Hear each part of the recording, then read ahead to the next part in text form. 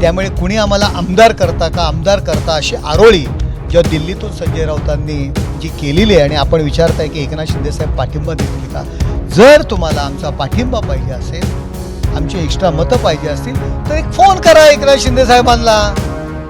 महाराष्ट्रामध्ये विधान परिषदेच्या निवडणुका होऊ घातलेल्या आहेत आणि उद्धव ठाकरे आकड्यांची जुळवाजुळव करून विधान परिषदेवर निवडून येऊ शकतील का याविषयी देखील चर्चा रंगल्या आहेत. त्याबाबतच आपण चर्चा करणार आहोत. आपल्यासोबत शिवसेनेचे खासदार नरेश मस्के आहेत. नरेशजी, उद्धव ठाकरेंना विधान परिषदेवर निवडून आणताना काही वेगळी भूमिका किंवा ज्या प्रकारे शरद पवारांना राज्यसभेवर आणताना शिवसेनेने उमेदवार दिला नाही आणि त्यामुळे शरद पवारांचा मार्ग सुकर झाला राज्यसभेचा, तशी काही भूमिका उद्धव ठाकरेंच्या बाबतीतही शिवसेना बजावू शकते का? हे बघा, आज सकाळपासून नटसम्राटमध्ये आप्पासाहेब बेलवलकर यांचं ज्या तोंडी एक वाक्य आहे, डायलॉग आहे, कुणी मला घर देता का अशा पद्धतीची विनवणी सकाळपासून संजय राऊत यांनी दिल्लीत सुरू केलेली आहे. घटक पक्षांनी त्यांना सांगितलं आहे आमची चर्चा करू आणि निर्णय घेऊ, त्यामुळे कुणी आम्हाला आमदार करता अशी आरोळी जेव्हा दिल्लीतून संजय राऊतांनी जी केलेली आहे आणि आपण विचारताय की एकनाथ शिंदेसाहेब पाठिंबा देतील का. जर तुम्हाला आमचा पाठिंबा पाहिजे असेल, आमची एक्स्ट्रा मतं पाहिजे असतील तर एक फोन करा एकनाथ शिंदेसाहेबांना की आम्हाला आमदार करता का. मी विनवणी करा म्हणणार नाही, संवाद साधा. पवारसाहेबांसाठी सुद्धा जयंत पाटील असतील, सुप्रियाताई असतील, त्यांनी श्रीकांत शिंदे असतील, एकनाथ शिंदेसाहेब यांच्याशी संवाद साधला होता. तर आपण संवाद साधावा एकनाथ शिंदेसाहेबांशी. साहेब आमच्या मोठ्या दिलदार वृत्तीचे आहेत, त्यामुळे कदाचित आपल्याला पाठिंबा पण देतील, पण संवाद तर साधा.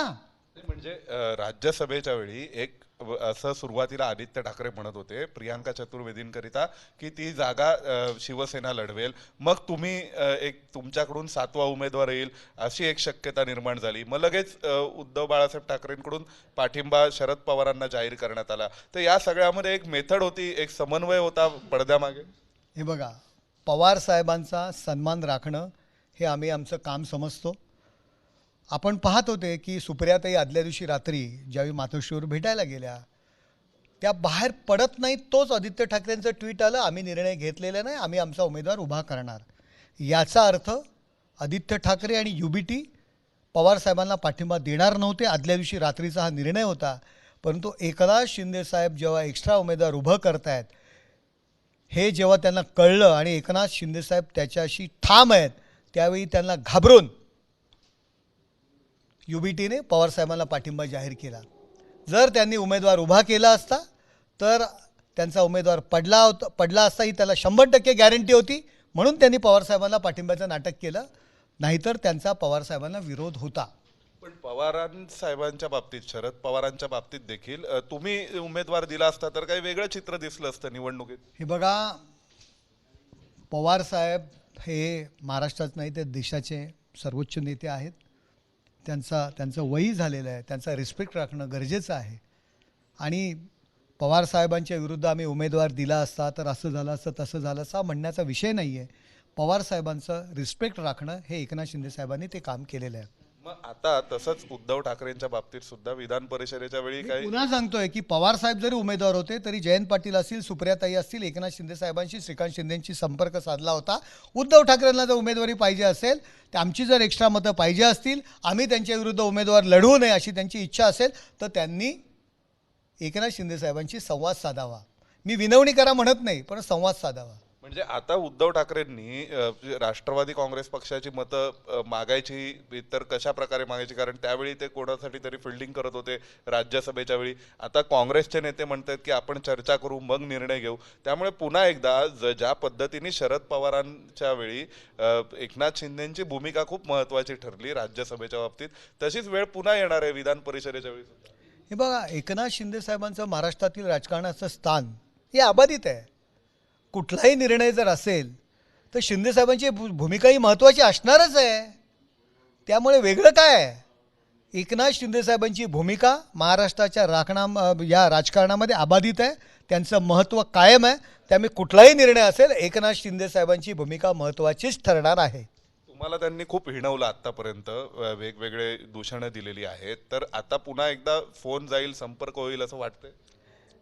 अरे आम्हाला काही भूषणं देऊ द्या, विभूषणं देऊ द्या, आणखी काही बोलू द्या, परंतु महाराष्ट्रातील जनतेने हे कुचकामी आहेत, यांच्या मागे महाराष्ट्रातील जनता नाही हे वेळोवेळी प्रूव्ह केलं आहे.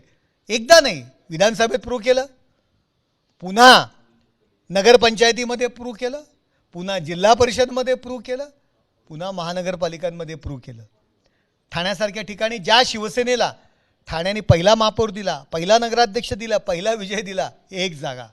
कल्याण डोंबिवली एक जागा, नवी मुंबई एक जागा. काय अवस्था नाशिकमध्ये, काय अवस्था संभाजीनगरमध्ये, काय अवस्था इतर महाराष्ट्रामध्ये. यांना महाराष्ट्रातील जनतेने त्यांचं स्थान दाखवून दिलेलं आहे. त्यामुळे यांच्या हिणवण्याला आम्ही विचारत नाही. पण कुठेतरी समन्वय झाला तर स्वागताची. आता हिणवायचं नाही, यांची विनवणी करण्याची वेळ आलेली आहे. आज आपण पाहताय सकाळपासून नटसम्राट या नाटकामध्ये आप्पासाहेब बेलवणकरांच्या जी पात्र आहे त्यांच्या तोंडी वाक्य आहे, मला कोणी घर देता का, कोणी घर देता का.